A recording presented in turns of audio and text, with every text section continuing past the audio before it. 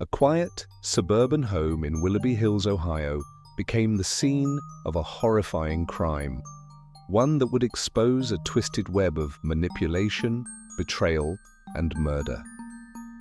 On that fateful night, Sabrina stabbed her foster mom more than 100 times.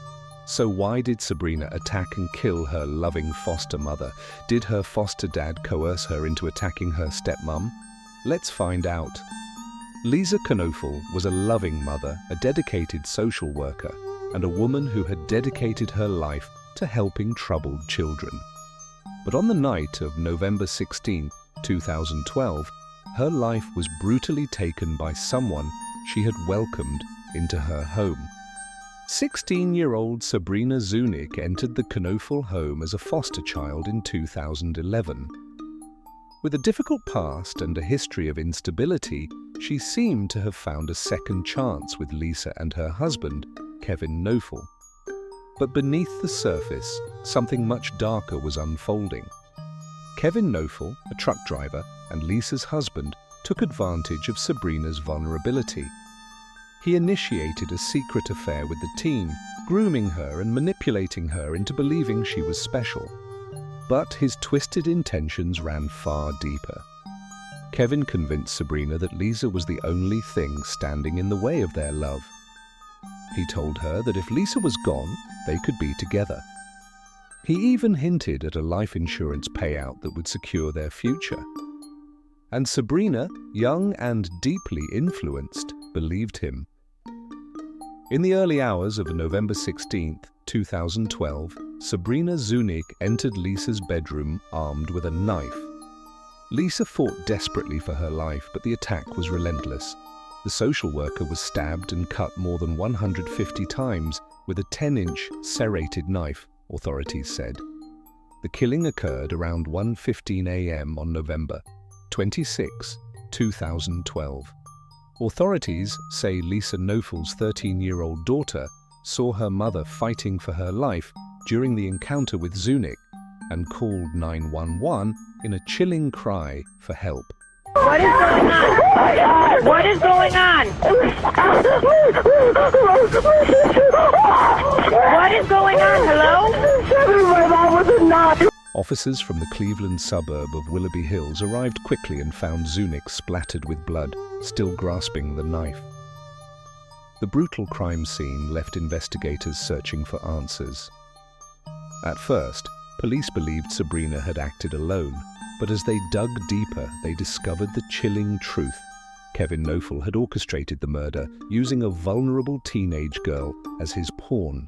Faced with undeniable evidence, Sabrina Zunich pleaded guilty to aggravated murder. In 2014, she was sentenced to life in prison with the possibility of parole after 30 years. But her confession revealed even more disturbing details. Kevin Knoefel had brainwashed her into committing the crime. Zunich's defense attorney, Charles Grieshammer, argued that she should receive the minimum sentence of 20 years to life. Grieshammer said Zunich had overcome a tough family life, substance abuse and mental health issues to get her life and education back on track before she was sent to live with the Knoefels. Had she been placed anywhere else, she might have made it, Grieshammer said. Moving in with the Knoefels in 2011 seemed to make sense. Lisa Knoefel had experience with troubled teens because of her background in social work.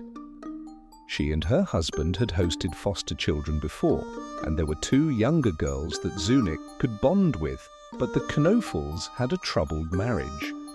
Kevin Knoefel began seducing his foster daughter, and by 2012 they were having sex, Zunich testified. Romance led to talk of murder. Zunich testified that the day before the slaying, Kevin Knoefel threatened suicide if his wife was not killed. She said Knoefel even gave her advice on how to fatally stab his wife. He was out of town driving a truck in Michigan when the slaying occurred. Prosecutors believe money was Kevin Knoefel's biggest motive for having his wife killed. He stood to receive $750,000 in life insurance and the family home if his wife died. Kevin Knoefel was arrested and charged with conspiracy to commit aggravated murder and multiple counts of sexual battery. The evidence against him was overwhelming, and he was sentenced to life in prison with parole eligibility after 30 years. In a later interview, Sabrina expressed deep regret, saying she had been manipulated by a man who preyed on her insecurities.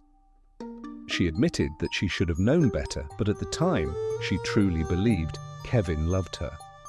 Lisa Knoeffel's life was stolen in a brutal act of betrayal. Her tragic story serves as a reminder of how manipulation and abuse of power can lead to devastating consequences.